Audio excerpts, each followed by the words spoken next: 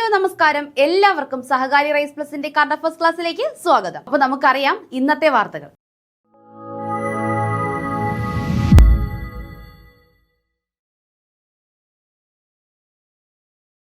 ജാതി സെൻസസ് നാളായി.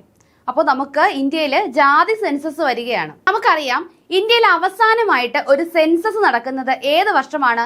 ഏതാണ്? 2011 2011.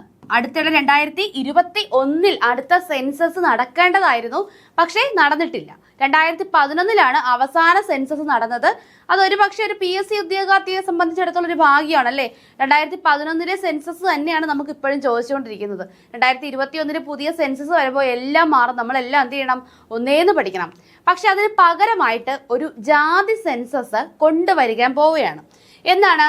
2026 ഒക്ടോബർ 1 തുടക്കം കുറിക്കാനാണ് ഇരിക്കുന്നത്.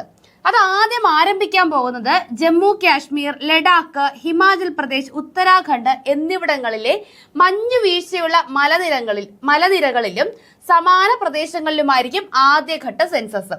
അപ്പോൾ മഞ്ഞുവീഴ്ചയുള്ള, അതായത് ആൾ കുറച്ചുള്ള സ്ഥലമാണ് അവർ ആദ്യം തിരഞ്ഞെടുത്തിരിക്കുന്നത്. എന്തിനു വേണ്ടിയിട്ട്? ജാതി സെൻസസ് നടത്തുന്നതിന് വേണ്ടിയിട്ട്. അപ്പൊ ഇതിനു മുൻപും ഇന്ത്യയിൽ ജാതി സെൻസസ് നടന്നിട്ടുണ്ട്. 2026 നടക്കുന്നത് ഇന്ത്യയിലെ ആദ്യത്തെ ജാതി സെൻസസ് ഒന്നുമല്ല. മുൻപ് നടന്നത് എന്നായിരുന്നു? 1931. 1931 ആകുമ്പോൾ തീർച്ചയായും സ്വാതന്ത്ര്യത്തിന് മുൻപ് ബ്രിട്ടീഷ് ഭരണകാലത്ത് ഇന്ത്യയിൽ അവസാനമായി ജാതി സെൻസസ് നടന്നത്. ഈ സെൻസസ് വിവരങ്ങളും ആന്ത്രപ്പോളജിക്കൽ സർവേ ഓഫ് ഇന്ത്യ പുറത്തിറക്കിയ വിജ്ഞാനകോശമായ ഇന്ത്യയിലെ ജനങ്ങൾ എന്ന പുസ്തകത്തിന്റെ 90 വാല്യങ്ങളുമാണ് രാജ്യത്തെ ജാതിയെക്കുറിച്ച് അറിയാൻ ഇപ്പോഴുള്ള പ്രധാന മാർഗം. അപ്പോ നിലവിൽ ഇന്ത്യയിലെ ജാതിയെക്കുറിച്ച് അറിയാനുള്ള പ്രധാന മാർഗം എന്തായിരുന്നു? 1931 നടത്തിയ ജാതി സെൻസസിന്റെ ഭാഗമായി പുറത്തിറക്കിയ ഒരു പുസ്തകം ഇന്ത്യയിലെ ജനങ്ങൾ. ഏതാണത്? ഇന്ത്യയിലെ ജനങ്ങൾ. അപ്പൊ നമ്മൾ കൃത്യമായിട്ടും പഠിച്ചിരിക്കുക. ഇന്ത്യയിലെ ജനങ്ങൾ എന്ന പുസ്തകം മാത്രമാണ് ഇന്ത്യയിലെ ജാതിയെ കുറിച്ച് അറിയാൻ കഴിയുന്ന ഒരേ ഒരു മാർഗം. ഇന്ത്യയിലെ ജനങ്ങൾ എന്ന പുസ്തകം മാത്രമാണ്. 1931 ജാതി സെൻസസിന്റെ ഭാഗമായിട്ടാണ് ഈ പുസ്തകം പുറത്തിറങ്ങുന്നത്. ഇതിൽ 90 വാല്യങ്ങളാണുള്ളത്. ഈ പുസ്തകത്തിൽ 90 വാല്യങ്ങളാണുള്ളത്. 2011 UPA സർക്കാർ സാമൂഹിക സാമ്പത്തിക ജാതി സെൻസസ് നടത്തിയെങ്കിലും എതിർപ്പ് കാരണം വിവരങ്ങൾ പുറത്തുവിട്ടില്ല. 2011 ഇത്തരം ഒരു സെൻസസ് നടന്നിട്ടുണ്ട്, പക്ഷെ ചില എതിർപ്പുകൾ കാരണം പുറത്തുവിട്ടിട്ടില്ല. പക്ഷെ നിലവിൽ നമുക്കൊരു സോഴ്സ്, ഇന്ത്യയിലെ ജാതിയെ പറ്റി അറിയാനുള്ള ഒരു സോഴ്സ് ഏതാണ്? ഇന്ത്യയിലെ ജനങ്ങൾ എന്ന 90 വാല്യമുള്ള ആ ഒരു പുസ്തകം മാത്രമാണ്. 1931 ജാതി സെൻസസിന്റെ ഭാഗമായിട്ടാണ് ഇന്ത്യയിലെ ജനങ്ങൾ എന്ന പുസ്തകം ഇറങ്ങുന്നത്. മുജിബുർ റഹ്മാൻ ഇനി ബംഗ്ലാദേശിലെ രാഷ്ട്രപിതാവല്ല. അപ്പൊ നമ്മുടെ രാഷ്ട്രപിതാവ് മഹാത്മാഗാന്ധിയാണ്. നമ്മുടെ കറൻസിയിലെല്ലാം നമ്മുടെ രാഷ്ട്രപിതാവിന്റെ പടവും ഉണ്ട് അല്ലെ, ഫോട്ടോയും ഉണ്ട്. അപ്പോൾ ബംഗ്ലാദേശിന്റെ രാഷ്ട്രപിതാവായിരുന്നു മുജീബുർ റഹ്മാൻ. ഇനി ആയിരുന്നു എന്ന് പറയേണ്ടി വരും. കാര്യം അവർ തീർത്തെ ആ ഒരു കാഴ്ചപ്പാട് ഇല്ലാതാക്കിയിരിക്കുകയാണ്. അതായത് ഇനി കറൻസികളിലൊന്നും, ബംഗ്ലാദേശ് കറൻസികളിലൊന്നും ഇനി എന്തില്ല? മുജീബുർ റഹ്മാന്റെ ചിത്രമില്ല. ബംഗ്ലാദേശിന്റെ സ്വാതന്ത്ര്യ സമര സേനാനി കൗൺസിൽ നിയമത്തിൽ സുപ്രധാന ഭേദഗതികൾ വരുത്തി ഇടക്കാല സർക്കാർ. ബംഗ്ലാദേശിന്റെ ദേശീയ സ്വാതന്ത്ര്യ സമര സേനാനി കൗൺസിൽ നിയമത്തിൽ സുപ്രധാന ഭേദഗതികൾ വരുത്തി ഇടക്കാല സർക്കാർ. അപ്പോൾ ബംഗ്ലാദേശിലെ ഇടക്കാല സർക്കാരാണ് ബംഗ്ലാദേശിന്റെ ദേശീയ സ്വാതന്ത്ര്യ സേനാനി കൗൺസിൽ നിയമത്തിൽ സുപ്രധാന ഭേദഗതികൾ വരുത്തിയത്. ഇതോടെ ബംഗബന്ധു ഷെയ്ഖ് മുജീബുർ റഹ്മാന് രാഷ്ട്രപിതാവ് എന്ന പദവി നഷ്ടമായതായി ധാക്ക ട്രിബ്യൂണൽ പത്രം റിപ്പോർട്ട് ചെയ്തു. അപ്പൊ ആ നിയമത്തിൽ ഒരു പദമാണ് ഒഴിവാക്കിയത്. ഏതാണ് ആ നിയമം?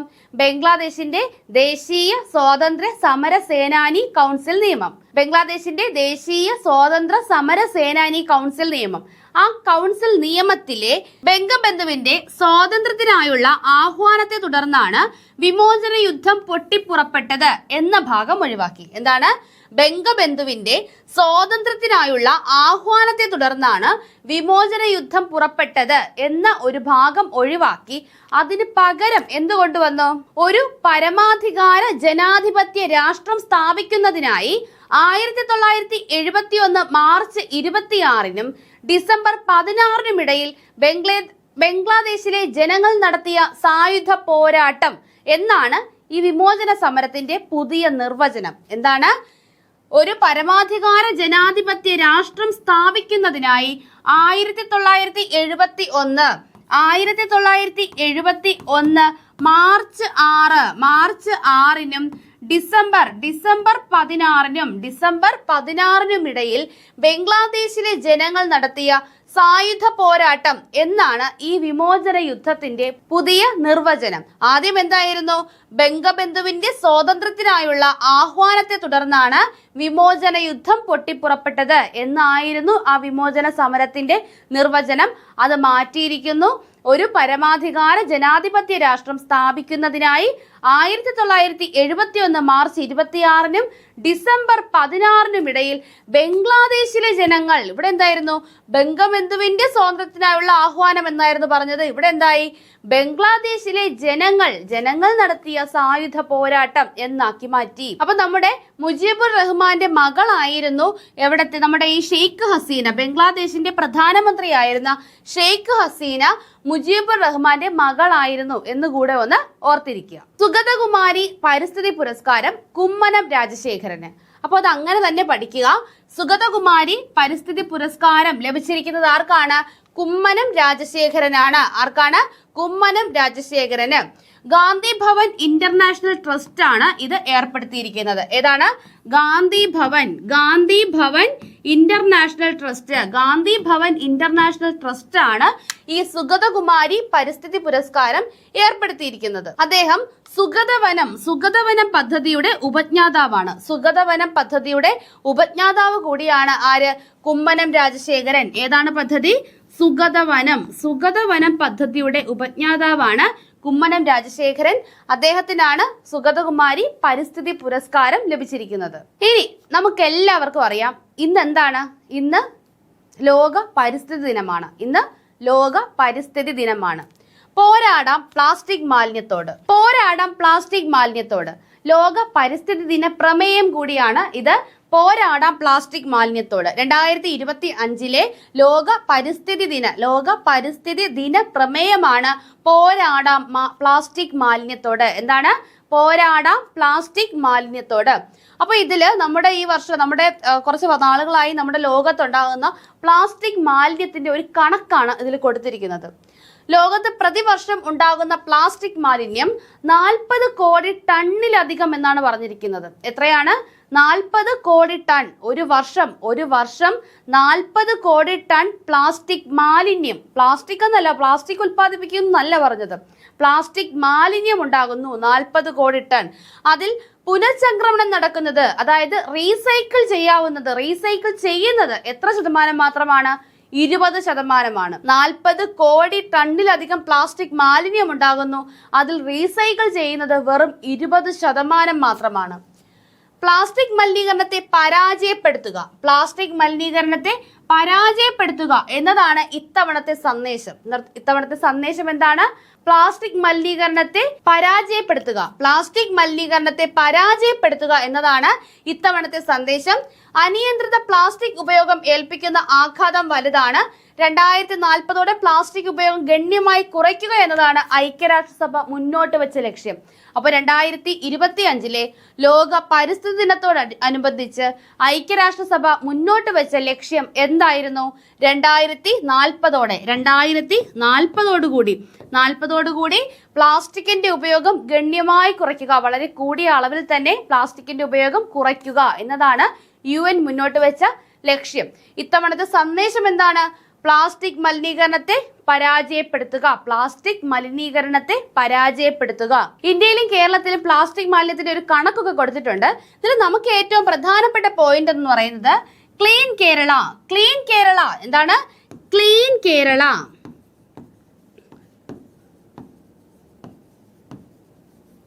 ക്ലീൻ കേരള കമ്പനി മുഖേന പ്രതിമാസം ശേഖരിച്ച് പുനഃചക്രമണം ചെയ്യുന്ന പ്ലാസ്റ്റിക് മാലിന്യം 800 ടൺ.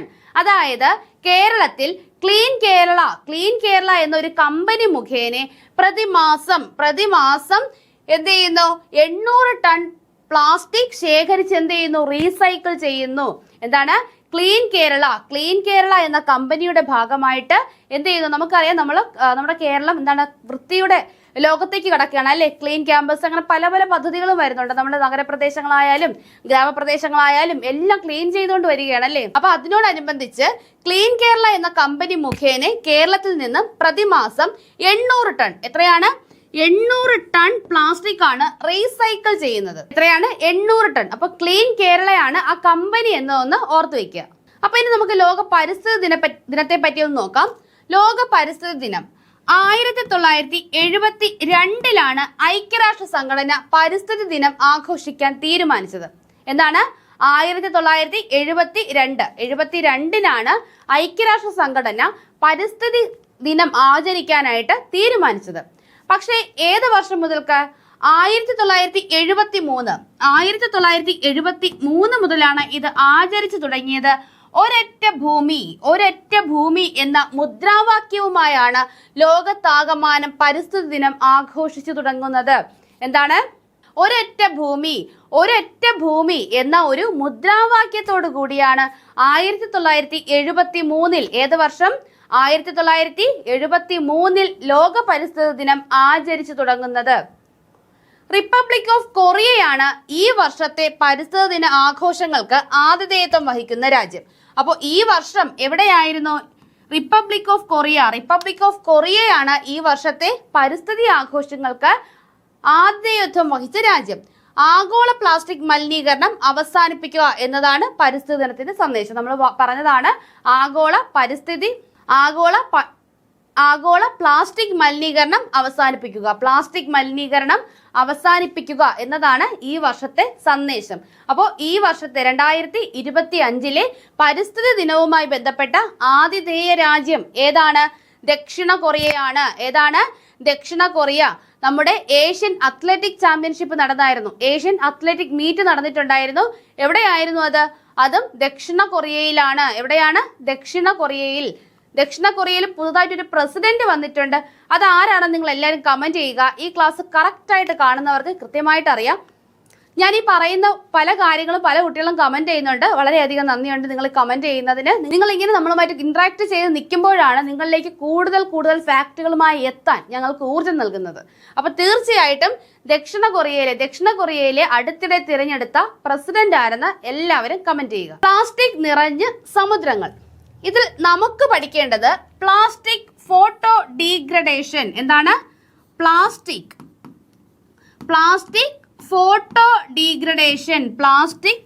Photo degradation. എൻ്റെ ഹാൻഡ് റൈറ്റിംഗ് അത്ര നല്ലതല്ല. എൻ്റെ ക്ലാസ് കണ്ടുകൊണ്ടിരിക്കുന്നവർക്ക് കൃത്യമായിട്ട് അറിയാം എൻ്റെ അക്ഷരം അത്ര നല്ലതല്ല. Plastic photo degradation. എന്താണ്? Plastic photo degradation. അപ്പോൾ എന്താണ് പ്ലാസ്റ്റിക് ഫോട്ടോ ഡീഗ്രഡേഷൻ? എന്താണ്? നമ്മൾ മനുഷ്യർ ചെയ്യുന്ന ഒരു പ്രവൃത്തിയുണ്ട്. എന്താണ്? നമ്മുടെ കയ്യിൽ എന്തെങ്കിലും പ്ലാസ്റ്റിക് പേപ്പറോ എന്തെങ്കിലും ഉണ്ടെങ്കിൽ അടുത്ത് കാണുന്ന പുഴയിലോ നദിയിലോ ഒക്കെ എന്ത് ചെയ്യും? അങ്ങ് വലിച്ചെറിയും. ഇതെന്ത് ചെയ്യും? നദികളുടെയും പുഴകളുടെയും ഒക്കെ അവസാനം എവിടെയാണ്?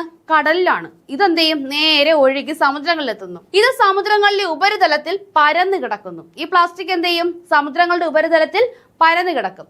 ഇവ സൂര്യപ്രകാശം നിരന്തരം ഏൽക്കുമ്പോൾ പൊട്ടി ചെറിയ കഷ്ണങ്ങളായി മാറുന്നു. ഇതിനെയാണ് പ്ലാസ്റ്റിക് ഫോട്ടോ ഡീഗ്രഡേഷൻ എന്ന് പറയുന്നത്. അപ്പോൾ എന്താണ് പ്ലാസ്റ്റിക് ഫോട്ടോ ഡീഗ്രഡേഷൻ എന്ന് പറയുന്നത്?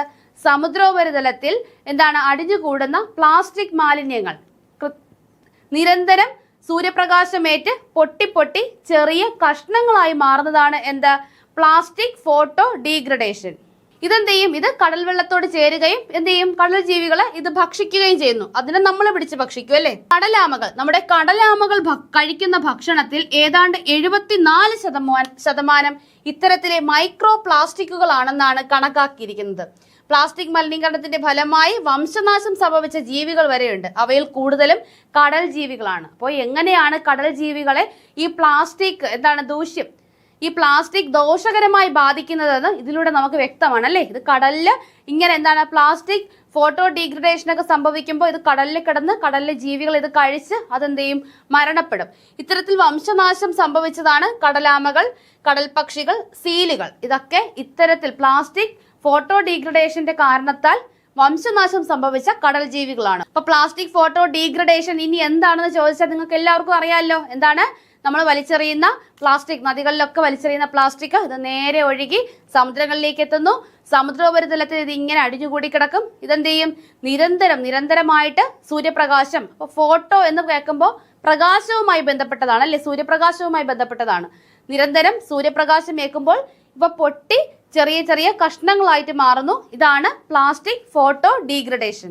Great Pacific garbage patch. അപ്പൊ എന്താണ് ഗാർബേജ് പാച്ച്? ഇതും കടലിലാണ്. അതെ കൊടുത്തേക്കുന്നുണ്ടോ? ഇത് കുറെ ഉണ്ടല്ലോ. ഒരു മീൻ എന്ത് ചെയ്യുന്നു? പർച്ചേസിന് ഇറങ്ങിയിരിക്കുകയാണ്. മീനൊരു പർച്ചേസിങ്ങിന് ഇറങ്ങിയിരിക്കുകയാണ്. അതെ ഒരു ചിത്രം കണ്ടില്ലേ? ഒരു മീൻ എന്ത് ചെയ്യണം? ഒരു ഉന്തുവണ്ടിയൊക്കെ ആയിട്ട് എന്താണ് പ്ലാസ്റ്റിക് ഒക്കെ ഇങ്ങനെ പറക്കിക്കൊണ്ടിരിക്കുകയാണ്. അപ്പൊ എന്താണ് ഈ ഗാർബേജ് പാച്ചുകൾ എന്ന് നോക്കാം. സമുദ്രങ്ങളിലേക്ക് എത്തുന്ന പ്ലാസ്റ്റിക്കുകൾ ഒരു വലിയ ദ്വീപിന്റെ ആകൃതിയിൽ കടലിൽ ഒരു ഭാഗത്ത് കെട്ടിക്കിടക്കുന്നു. നമ്മൾ ഈ ഓടയൊക്കെ തുറന്നു കഴിയുമ്പോൾ അല്ലെങ്കിൽ കുറച്ചാൾ കഴിയുമ്പോൾ ഓടയുടെ സൈഡിന് ഇങ്ങനെ കുറെ കുപ്പികളും പ്ലാസ്റ്റിക്കുകളും ഇങ്ങനെ അടിഞ്ഞുകൂടി ഒരു കുന്നുപോലെ കിടക്കത്തില്ലേ? അതുപോലെ എന്ത് ചെയ്യും? ഈ സമുദ്രങ്ങളിലേക്ക് എത്തുന്ന പ്ലാസ്റ്റിക്കുകൾ അവിടെ ഒരു ദ്വീപ് പോലെ, ഒരു ഐലൻഡ് പോലെ മൊത്തത്തിൽ ഒരു ഭാഗത്ത് ഇങ്ങനെ തങ്ങിക്കിടക്കും. ഇതിനെയാണ് പ്ലാസ്റ്റിക് പാച്ചുകൾ എന്ന് പറയുന്നത്. എന്താണ്? പ്ലാസ്റ്റിക് പാച്ചുകൾ. ഇതിനെ പറയുന്ന പേരാണ് എന്താണ്? പ്ലാസ്റ്റിക് പാച്ചുകൾ. ഇതിനെ പറയുന്ന പേര് പ്ലാസ്റ്റിക് പാച്ചുകൾ എന്നാണ്. അതായത് സമുദ്രത്തിൽ എന്ത് ചെയ്യുന്നു? സമുദ്രത്തിൽ പ്ലാസ്റ്റിക്കുകൾ അടിഞ്ഞുകൂടി ഒരു ദ്വീപ് പോലെ ആകുന്നു. ഇതിനെയാണ് നമ്മൾ പ്ലാസ്റ്റിക് പാച്ചുകൾ എന്ന് പറയുന്നത്. ഇന്ത്യൻ മഹാസമുദ്രത്തിൽ ഒന്നും പസഫിക് സമുദ്രത്തിലും അറ്റ്ലാന്റിക് സമുദ്രത്തിലും 2 വീതവും പ്ലാസ്റ്റിക് പാച്ചുകളുണ്ട്. അപ്പൊ നമ്മുടെ ഇന്ത്യൻ മഹാസമുദ്രത്തിൽ ഒരു പ്ലാസ്റ്റിക് പാച്ച് ഉണ്ട്. അറ്റ്ലാന്റിക്കിലും പസഫിക്കിലും 2 വീതം പ്ലാസ്റ്റിക് പാച്ചുകളുണ്ട്. അപ്പോൾ എത്രത്തോളമാണ് മനുഷ്യന്റെ പ്ലാസ്റ്റിക് ഉപയോഗം എന്ന് തന്നെ നമുക്ക് മനസ്സിലാക്കാം. പ്ലാസ്റ്റിക്കുകൾ അടിഞ്ഞുകൂടി ഒരു ഐലൻഡ് ഒക്കെ ആവുക എന്ന് വെച്ചാൽ അത് എത്രത്തോളം ഭയാനകമാണെന്ന് ആലോചിച്ച് നോക്കണം. അപ്പോൾ നമ്മുടെ ഇന്ത്യൻ മഹാസമുദ്രത്തിൽ ഒന്നും അറ്റ്ലാന്റിക്കിലും പസഫിക്കിലും 2 വീതം പ്ലാസ്റ്റിക് പാച്ചുകൾ കണ്ടെത്തിയിട്ടുണ്ട്. നാം ഉപേക്ഷിക്കുന്ന പ്ലാസ്റ്റിക്കുകൾ കടലിലുണ്ടാക്കുന്ന ചുഴികൾ മൂലം ഒന്നായാണ് പാച്ചുകൾ രൂപപ്പെടുന്നത്. ഇതിൽ പസഫിക് സമുദ്രത്തിൽ ഹവായിക്കും കാലിഫോർണിയയിലും ഇടയിൽ കാണപ്പെടുന്ന പ്ലാസ്റ്റിക്കിന്റെ ദ്വീപാണ് ഗ്രേറ്റ് പസഫിക് ഗാർബേജ് പാച്ച്. അപ്പോൾ എന്താണ് ഗ്രേറ്റ് പസഫിക് ഗാർബേജ് പാച്ച് എന്ന് പറയുന്നത്? പസഫിക് സമുദ്രത്തിൽ ഹവായിക്കും കാലിഫോർണിയയ്ക്കും ഇടയിൽ കാണപ്പെടുന്ന പ്ലാസ്റ്റിക് പാച്ച് ആണ് എന്ത്? Great Pacific garbage patch. അപ്പൊ ഗാർബേജ് ആണല്ലേ, വേസ്റ്റ് ആണ് garbage patch. Great Pacific garbage patch എവിടെയാണ്? പസഫിക് സമുദ്രത്തിൽ ഹവായിക്കും കാലിഫോർണിയയ്ക്കും ഇടയിലാണ് ഇത് കാണപ്പെടുന്നത്. ഇത് നമ്മൾ കരുതുന്ന പോലെ ചെറിയൊരു കൂട്ടമല്ലെന്നാണ് പറയുന്നത്. ഇന്ത്യയിലെ ഏറ്റവും വലിയ സംസ്ഥാനമായ രാജസ്ഥാന്റെ ഇരട്ടിയോളം വലിപ്പമുണ്ട് ഇതിനെന്നാണ് കരുതപ്പെടുന്നത്. അപ്പൊ ഇത്തരം പ്ലാസ്റ്റിക് പാച്ചിൽ എത്രത്തോളം വലിപ്പമുണ്ട്? നമ്മുടെ ഇന്ത്യയിലെ ഏറ്റവും വലിയ സംസ്ഥാനമായ രാജസ്ഥാന്റെ ഇരട്ടിയോളം വലിപ്പമുള്ള പ്ലാസ്റ്റിക് പാച്ചുകളാണ് സമുദ്രങ്ങളിൽ ഉണ്ടായിരിക്കുന്നത്. അപ്പൊ അതിന്റെ തീവ്രത നമ്മളൊന്ന് ആലോചിച്ച് നോക്കണം. അപ്പൊ അതുകൊണ്ടാണ് ഈ വർഷം പ്ലാസ്റ്റിക്കിനെ കംപ്ലീറ്റ് ആയിട്ട് പ്ലാസ്റ്റിക് മലിനീകരണം കുറയ്ക്കുക എന്നൊരു ലക്ഷ്യത്തോടു കൂടി ലോക പരിസ്ഥിതി ദിനം ആചരിക്കുന്നത്. റൈനി ഗ്രാമത്തിലെ പ്രകൃതി ദേവത. അപ്പൊ ഇത് നമ്മുടെ ചിപ്കോ പ്രസ്ഥാനത്തിന്റെ മാതാവ് എന്നറിയപ്പെടുന്ന ഗൗരാദേവി. ആരാണ്? ഗൗരാദേവി. അപ്പൊ ഇതിൽ ഗൗരാദേവിയെ പറ്റിയാണ് പറയുന്നത്. ഇത് കൂടുതലൊന്നും നമുക്ക് വേണ്ട, പ്രകൃതി ദേവത എന്നൊക്കെയാണ് പറയുന്നത്. നമുക്ക് ആവശ്യം ചിപ്കോ പ്രസ്ഥാനത്തിന്റെ മാതാവ്. ചിപ്കോ പ്രസ്ഥാനത്തിന്റെ മാതാവ് എന്നറിയപ്പെടുന്നത് ആരാണ്? ഗൗരാദേവി. ഗൗരാദേവിയാണ് ചിപ്കോ പ്രസ്ഥാനത്തിന്റെ നേതാവ് എന്നറിയപ്പെടുന്നത്. ഇവരൊരു സംഘടന സ്ഥാപിച്ചിട്ടുണ്ട്, മഹിളാ മംഗൾ ദൾ. എന്താണ്? മഹിളാ മംഗൾ ദൾ. മഹിളാ മംഗൾ ദൾ എന്ന സംഘടന സ്ഥാപിച്ചത് ആരാണ്? ഗൗരാദേവിയാണ്. ഗൗരാദേവിയാണ് മഹിളാ മംഗൾ ദൾ എന്ന സംഘടന സ്ഥാപിച്ചത്. ചിപ്കോ പ്രസ്ഥാനത്തിന്റെ മാതാവ് എന്നറിയപ്പെടുന്ന വ്യക്തിയാണ് ആര്? ഗൗരാദേവി. മഹിളാ മംഗൾ ദൾ എന്ന സംഘടന രൂപീകരിച്ചത് ഗൗരാദേവിയാണ്. പ്രകൃതി സ്ത്രീ സംരക്ഷണത്തിനായി പ്രവർത്തിക്കുന്ന സംഘടനയാണ് മഹിളാ മംഗൾ ദൾ. എന്തിനു വേണ്ടിയിട്ടാണ്? പ്രകൃതി സ്ത്രീ സംരക്ഷണത്തിന് വേണ്ടി പ്രവർത്തിക്കുന്ന സംഘടനയാണ് മഹിളാ മംഗൾ ദൾ. മഹിളാ മംഗൾ ദൾ സ്ഥാപിച്ചതാരാണ്? ഗൗരാദേവി. ചിപ്കോ പ്രസ്ഥാനത്തിന്റെ മാതാവ് എന്നറിയപ്പെടുന്നത് ഗൗരാദേവിയാണ്. അപ്പൊ എന്തായിരുന്നു നമ്മുടെ ചിപ്കോ പ്രസ്ഥാനം? 1974 അന്നത്തെ ഉത്തർപ്രദേശ് സർക്കാർ റൈനി ഗ്രാമത്തിലെ മരങ്ങൾ മുറിക്കുന്നതിന് അനുവാദം നൽകി. മാർച്ച് 26 മരം മുറിക്കുന്നതിന്റെ ആയുധങ്ങളുമായി മരക്കച്ചവടക്കാർ ഗ്രാമത്തിലെത്തിയപ്പോ എന്ത് ചെയ്തു? ഇവരെല്ലാവരും കൂടെ നാട്ടുകാരെല്ലാം കൂടെ ചേർന്ന് മരത്തെ കെട്ടിപ്പിടിച്ചു നിന്നു. ചിപ്കോ എന്ന വാക്കിന്റെ അർത്ഥം തന്നെ എന്താണ്? ആശ്ലേഷിക്കുക അല്ലെങ്കിൽ കെട്ടിപ്പിടിക്കുക എന്നാണ്. അപ്പൊ മരം മുറിക്കാൻ ആള് വന്നപ്പോ എന്ത് ചെയ്തു? ഇവരെല്ലാരും കൂടെ ചേർന്ന് മരത്തെ കെട്ടിപ്പിടിച്ചിരുന്നു. അപ്പൊ 1974 ഈ സംഭവം എന്നും കൂടെ ഓർക്കുക. അവരുടെ എന്താണ് ഭീഷണി, അവർ പറഞ്ഞു കൊന്നുകളയുമെന്നൊക്കെ പറഞ്ഞെങ്കിലും ഈ ഭീഷണിക്ക് മുന്നിലൊന്നും അവർ കീഴടങ്ങിയില്ല. ഈ ചിപ്കോ പ്രസ്ഥാനത്തിന്റെയൊക്കെ ഭാഗമായിട്ടാണ് 1980 വനസംരക്ഷണ നിയമം ഇന്ത്യൻ പാർലമെന്റ് പാസ്സാക്കിയത്. അപ്പോൾ 1980 വനസംരക്ഷണ നിയമം ഇന്ത്യൻ പാർലമെന്റ് പാസ്സാക്കുന്നത്. ഇപ്പൊ നമ്മുടെ ഗൗരാദേവി 1991 66-ാം വയസ്സിൽ മരണപ്പെട്ടു എന്നാണ് പറയുന്നത്. അപ്പോൾ ഗൗരാദേവിയാണ് ചിപ്കോ പ്രസ്ഥാനത്തിന്റെ മാതാവ് എന്നറിയപ്പെടുന്നത്. മഹിളാ മംഗൾ ദൾ, പ്രകൃതി സ്ത്രീ സംരക്ഷണത്തിന് വേണ്ടി ഗൗരാദേവി ആരംഭിച്ച സംഘടനയാണ് മഹിളാ മംഗൾ ദൾ. ഇനി വായുവിലും പ്ലാസ്റ്റിക്, നമുക്ക് ഒത്തിരി നെയിമിംഗ് വേർഡ്സ് വരുന്നുണ്ട്. നിങ്ങൾ എല്ലാവരും കൃത്യമായിട്ട് ഓരോന്ന് നോട്ട് ചെയ്ത് തന്നെ പഠിക്കുക. ഇവിടെ വരുന്നത് മൈക്രോ പ്ലാസ്റ്റിക്. എന്താണ് മൈക്രോ പ്ലാസ്റ്റിക്? എന്താണ് മൈക്രോ പ്ലാസ്റ്റിക്? കരയിലും കടലിലും നമ്മൾ പ്ലാസ്റ്റിക് മാലിന്യങ്ങൾ കാണുന്നുണ്ട്. ഇനി അത് വായുവിലുമുണ്ട്. വായുവിൽ കാണപ്പെടുന്ന പ്ലാസ്റ്റിക് മാലിന്യങ്ങളെയാണ് നമ്മൾ മൈക്രോ പ്ലാസ്റ്റിക്. മൈക്രോ എന്ന് പറയുമ്പോൾ അത്രയും ചെറുതാണ്. വായുവിൽ തങ്ങി നിൽക്കണമെങ്കിൽ അത് അത്രയും ചെറുതായിരിക്കണം. അപ്പോൾ വായുവിൽ തങ്ങി നിൽക്കുന്ന പ്ലാസ്റ്റിക്കിനെയാണ് നമ്മൾ മൈക്രോ പ്ലാസ്റ്റിക് എന്ന് വിളിക്കുന്നത്. ഇവ അന്തരീക്ഷത്തിൽ തങ്ങി നിൽക്കുകയും ജീവികളുടെ ശ്വസന വ്യവസ്ഥയെ വലിയ തോതിൽ ബാധിക്കുകയും ചെയ്യുന്നു. നമുക്കറിയാം നമ്മൾ ഈ വായു എടുക്കുന്നത് ഈ അന്തരീക്ഷത്തിൽ നിന്നാണ്. ഈ അന്തരീക്ഷ വായുവിൽ തങ്ങി നിൽക്കുന്ന പ്ലാസ്റ്റിക് ആണ് മൈക്രോ പ്ലാസ്റ്റിക്. അപ്പൊ നമ്മൾ ശ്വസിക്കുമ്പോൾ എന്ത് ചെയ്യും? ആ പ്ലാസ്റ്റിക്കും കൂടെ നമ്മുടെ ശ്വാസകോശത്തിലേക്ക് എത്തുകയും അതുവഴി നമുക്ക് പല ആരോഗ്യ പ്രശ്നങ്ങൾ ഉണ്ടാവുകയും ചെയ്യുന്നു. വാട്ടർ മാൻ ഓഫ് ഇന്ത്യ എന്നറിയപ്പെടുന്നത് രാജേന്ദ്ര സിംഗ് ആണ്. അപ്പൊ നമുക്ക് വാർത്തയിൽ വന്നതാണ്. രാജേന്ദ്ര സിംഗ് ആണ് വാട്ടർ മാൻ ഓഫ് ഇന്ത്യ എന്നറിയപ്പെടുന്നത്. ഇതെല്ലാം ഇന്നത്തെ പത്രത്തിൽ നിന്ന് എടുത്തതാണ്. നിങ്ങളൊന്ന് ഓർക്കണം. നമുക്ക് കറണ്ട് അഫയേഴ്സ് ഫാക്ട് മാത്രമല്ല, ഒത്തിരി GK ഫാക്ടും പത്രത്തിൽ നിന്ന് ലഭിക്കുന്നുണ്ട്. വാട്ടർ മാൻ ഓഫ് ഇന്ത്യ എന്നറിയപ്പെടുന്നത് ആരാണ്? രാജേന്ദ്ര സിംഗ്. ലക്ഷദ്വീപ് പാഠ്യപദ്ധതിയിൽ മാതൃഭാഷ ഒഴിവാക്കി, കേന്ദ്രത്തിനെതിരെ മന്ത്രി ശിവൻകുട്ടി. നമുക്കിവിടെ വേണ്ടത് ലക്ഷദ്വീപിന്റെ ഔദ്യോഗിക ഭാഷകൾ അല്ലെങ്കിൽ ലക്ഷദ്വീപിന്റെ മാതൃഭാഷകളാണ്. അറബിക്കും മഹലുമാണ് ലക്ഷദ്വീപ് നിവാസികളുടെ മാതൃഭാഷ. ഏതൊക്കെയാണ്? അറബിക്കും മഹലും. കൃത്യമായി ഓർത്തിരിക്കുക. അറബിക്കും മഹലുമാണ് ലക്ഷദ്വീപ് വാസികളുടെ മാതൃഭാഷ. അപ്പൊ ഇത് ഒഴിവാക്കി ഹിന്ദിയൊക്കെ മുഖ്യ ഭാഷയായിട്ട് കൊണ്ടുവരുന്നു. ഇത് നമ്മുടെ NEP പ്രകാരമാണ്. ന്യൂ എഡ്യൂക്കേഷൻ പോളിസി, നമ്മുടെ ന്യൂ എഡ്യൂക്കേഷൻ പോളിസി NEP പ്രകാരമാണ് ഇത്തരം ഒരു മാറ്റം കൊണ്ടുവരുന്നത്. ഈ NEP ന്യൂ എഡ്യൂക്കേഷൻ പോളിസി നമുക്കിവിടെ ത്രിഭാഷാ പദ്ധതിയാണ് നടപ്പിലാക്കുന്നത്. NEPയുടെ ഭാഗമായുള്ള ത്രിഭാഷാ പദ്ധതി നടപ്പിലാക്കുന്നതിന്റെ ഭാഗമായിട്ടാണ് അറബിക്കും മഹലും ഒഴിവാക്കിയത്. എന്താണ്? ത്രിഭാഷാ പദ്ധതിയാണ് NEP മുന്നോട്ട് വെക്കുന്നത്. അപ്പൊ ലക്ഷദ്വീപിന്റെ മാതൃഭാഷകൾ ഏതൊക്കെയാണ്? അറബിക്കും മഹലും. ഇപ്പൊ നമ്മുടെ RCBയുടെ കിരീടധാരണമാണ് കൊടുത്തിരിക്കുന്നത്. നമ്മൾ എല്ലാവരും അറിഞ്ഞതാണ്. നമ്മുടെ ചിന്നസ്വാമി സ്റ്റേഡിയത്തിൽ വെച്ച് അവരുടെ വിജയാഘോഷങ്ങൾക്കിടയിൽ ജനത്തിരക്ക് കാരണം 11 പേർ മരണപ്പെട്ടു. അപ്പോൾ നമ്മൾ അറിഞ്ഞിരിക്കേണ്ടത് ചിന്നസ്വാമി സ്റ്റേഡിയം ബാംഗ്ലൂരാണ്. ചിന്നസ്വാമി സ്റ്റേഡിയം സ്ഥിതി ചെയ്യുന്നത് ബാംഗ്ലൂരാണ് ചിന്നസ്വാമി സ്റ്റേഡിയം എന്നാണ് നമ്മൾ അറിഞ്ഞിരിക്കേണ്ടത്. ചിന്നസ്വാമി എന്ന് കേൾക്കുമ്പോൾ നമുക്ക് തമിഴ്നാടൊക്കെ വരും. തമിഴ്നാട്ടിലൊന്നും അല്ല, ബാംഗ്ലൂരാണ്, കർണാടകയിലാണ് Chinnaswamy stadium. Government to bring new national policy on senior citizens. അതായത് 2047 നമ്മളൊക്കെ ഏകദേശം പ്രായമാകും. നമുക്ക് സീനിയർ സിറ്റിസൺസിന്റെ എണ്ണം വളരെ കൂടുതലാകും. അതുകൊണ്ട് ഒരു പുതിയ പോളിസി കൊണ്ടുവരണമെന്ന് പറഞ്ഞിട്ടുണ്ട്. നമുക്കിവിടെ അറിയേണ്ടത് സോഷ്യൽ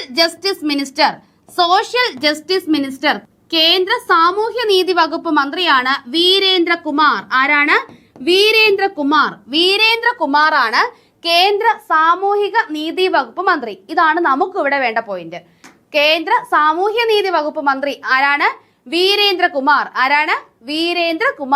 അപ്പൊ നമുക്കിനി മറ്റു ചില ആനുകാലിക വാർത്തകൾ നോക്കാം. പൈലറ്റ് പരിശീലനത്തിനായി ഇന്ത്യ തദ്ദേശീയമായി വികസിപ്പിക്കാൻ ഒരുങ്ങുന്ന ഇലക്ട്രിക് വിമാനമാണ് E-HANSA. എന്താണ്? E-HANSA അഥവാ ഇലക്ട്രിക് ഹൻസ. എന്തിനു വേണ്ടിയിട്ടാണ്? പൈലറ്റ് പരിശീലനത്തിനായി ഇന്ത്യ തദ്ദേശീയമായി വികസിപ്പിക്കാൻ ഒരുങ്ങുന്ന ഇലക്ട്രിക് വിമാനം, ഇലക്ട്രിക് ആണെന്ന് ഓർക്കുക, E-HANSA. അടുത്തിടെ വിഴിഞ്ഞം തുറമുഖത്ത് നങ്കൂരമിട്ട ലോകത്തിലെ ഏറ്റവും ശേഷി കൂടിയ കണ്ടെയ്നർ കപ്പലാണ് MSC എറീന.